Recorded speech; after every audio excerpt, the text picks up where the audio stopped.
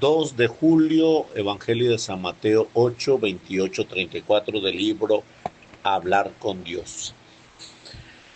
Llegó Jesús a la orilla del lago de la región de los Gadarenos, en la tierra de gentiles.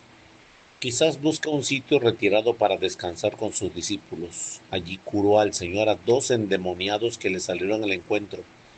Cerca del lugar había una piara de cerdos. Los demonios le rogaban que si los expulsaba de aquel hombre atormentados, los enviara a la piara. Y el Señor se los permitió. Y ellos salieron y entraron en los cerdos. Entonces toda la piara corrió con ímpetu por las pendientes hacia el mar, pereció en el agua. Los porqueros huyeron y al llegar a la ciudad contaron todo y en particular los de los endemoniados. Ante esto toda la ciudad salió al encuentro de Jesús y al verlo le rogaron que se alejara de su región. Le rogaron que se alejara de aquel lugar. Fue la gran oportunidad perdida por esas gentes. Tuvieron a Dios mismo entre ellos y no supieron verlo. Quizás nunca más pasó por aquella tierra. Lo tuvieron tan cerca y le rogaron que se alejara. Y aquel que llevaba consigo todos los bienes, que poco hospitalario a veces del mundo para con el Señor. Con frecuencia, para muchos son los bienes materiales lo que cuenta, y no es raro ver cómo se intenta construir una sociedad en la que el Señor no está presente, no le dejan sitio, como si Dios no mereciera ningún interés en el ámbito del proyecto operativo y asociativo del hombre, en el que da sentido a todo y es excluido. El Señor ilumina el dolor, la alegría, la vida, la muerte, el trabajo, y sin Él nada vale la pena. Exclusión de Dios, ruptura con Dios, desobediencia a Dios. A lo largo de toda la historia humana, esto ha sido y es bajo formas diversas de pecado que pueden llegar hasta la negación de Dios y de su existencia hasta el ateísmo. En el fondo de muchas actitudes que rechazan y excluyen la verdad sobrenatural se encuentra un radical materialismo práctico, el aprecio a los bienes materiales por encima de todo, que impiden ver la acción del Señor en lo que nos rodea. Nosotros decimos a Jesús que queremos ponerle en la cima de todas las tareas humanas a través de un trabajo profesional hecho a conciencia, que queremos que entre de lleno en nuestra vida, en la familia, y dé sentido a lo que somos y a lo que poseemos, a nuestra inteligencia, a nuestro corazón, a la amistad, a los amores limpios de cada uno según su peculiar vocación. Le decimos que queremos estar vigilantes como el centinela para darle entrada en el alma, también cuando se presenta en una manera distinta a como le esperábamos. Aquellos gentiles, a pesar del milagro relatado por los porqueros de ver libre y sano a los 2 endemoniados, no quisieron recibir a Jesús, como si hubiera llenado de bienes sus casas y sobre todo sus almas, pero estaban ciegos para los bienes espirituales, como ocurre hoy a tantos y muchos tienen sus proyectos para ser felices y demasiado a menudo miran a Dios simplemente como alguien que les ayudará a llevarlos a cabo. El estado verdadero de las cosas es completamente al contrario. Dios tiene sus planes para nuestra felicidad y está esperando que le ayudemos a realizarlos. Y quede bien claro que nosotros no podemos mejorar los planes de Dios. Algunos cristianos, por estar excesivamente apegados a sus ideales y caprichos, le dice a Jesús que se retiren de su vida, precisamente cuando más cerca estaba y cuando más lo necesitaban, al llegar la enfermedad, las contradicciones, cuando se han perdido unos bienes materiales que probablemente eran necesarios perder para recibir el bien supremo, que llega en bastantes ocasiones por caminos distintos a los que ellos deseaban. Quizá le esperaban en el triunfo y se presentaban en la ruina o en el fracaso, no en el fracaso producido por la desidia, por no haber puesto los medios o el estudio necesario que deba llevar en todo caso a un acto de contrición y a recomenzar con un propósito firme, sino al fracaso que lleva cuando a nuestro entender se había puesto todos los medios humanos y sobrenaturales para salir a flote. Él llega en ocasiones por caminos diferentes, aquellos por los que estábamos esperando. ¿Cuántas veces la lógica de Dios no coincide con la lógica de los hombres? Es el momento de abrazarse en la santa voluntad. Lo que quiere, ¿lo quieres, Señor? Yo también lo quiero. ¿Cuántas veces ante la contradicción que no esperamos hemos hecho esta oración de mil modos repetida? Se ha dicho que el plan de Dios es de una pieza.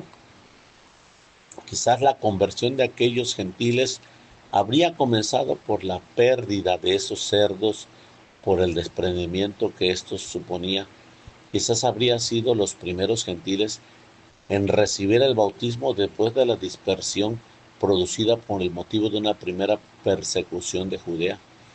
El final de la vida, a veces muchas antes, veremos cómo encajan las piezas, esas piezas que parecían sueltas y sin sentido. Todas las cosas recurren para el bien de los que ama a Dios, para descubrir la voluntad del Señor en todos los acontecimientos de la vida, también en los menos gratos, en los que nos ha ocasionado prejuicios y molestias, para seguir de cerca a Cristo en todas circunstancias. Hemos de estar seriamente desprendidos de nosotros mismos, de los dones de la inteligencia, de la voluntad, de la honra, de las ambiciones nobles y de los triunfos y de los éxitos. Me refiero también a estas ilusiones limpias con las que buscamos exclusivamente dar toda la gloria a Dios y alabarle, ajustando nuestra voluntad en esas normas claras y precisas. Señor, quiero esto o aquello, solo si a ti te agrada, porque si no, a mí, ¿para qué me interesa? Asentemos así un golpe mortal al egoísmo y a la vanidad que serpean en todas las conciencias, de paso a que alcancemos la verdadera paz en nuestras almas con un deshacimiento que acaba en la posesión de Dios cada vez más íntimo y más intenso. Es necesario purificar el corazón de amores desordenados. Con frecuencia, el amor desordenado es uno mismo, el excesivo apegamiento a los bienes que posee o a los que desearían tener, a las propias ideas y opiniones y a los proyectos que uno se ha hecho acerca de su propia felicidad. Para confirmar más en nuestro Padre Dios, entonces podremos ver con claridad y podremos interpretar acertadamente los acontecimientos descubiertos, siempre a Jesús en ellos. Si no hubiera tenido lugar aquellas hecatombe de los cerdos, los porqueros probablemente no habrían bajado al pueblo y sus habitantes no se habrían enterado de que Jesús estaba allí tan cerca. Si la mujer que encontró al maestro en Cafarnaúm no hubiera estado tantos años enferma y malgastada, sus bienes en médicos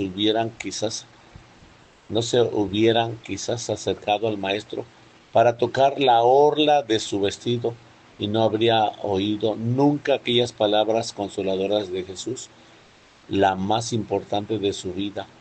que bien valía todos los sufrimientos y todos los gastos inútiles. Lo que a nosotros nos parece un mal, quizás no lo es tanto solo el pecado, es un mal absoluto de él. Se puede sacar el sobrasísimo fruto de un encuentro nuevo con Cristo, en el que el alma sale rejuvenecida.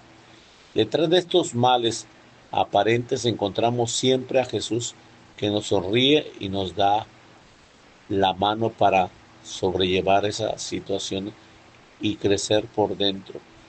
Como daría gracias a aquel leproso por el mal terrible de su enfermedad, pues fue lo que le llevó a Cristo.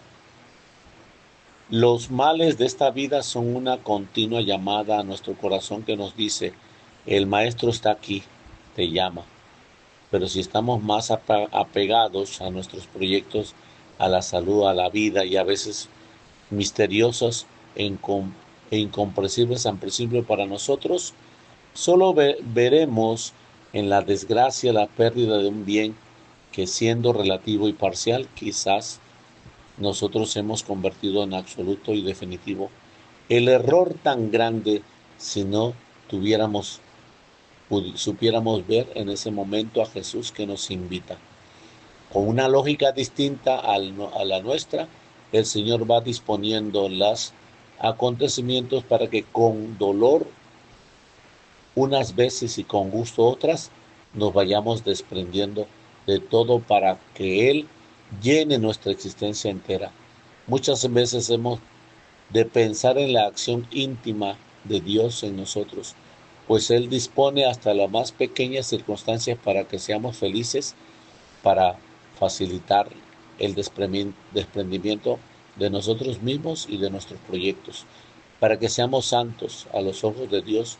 Una sola alma tiene más valor que todo el universo, y las maravillas que Dios opera en el secreto de nuestra vida son con mucho más extraordinarias que todos los esplendores del cosmos material.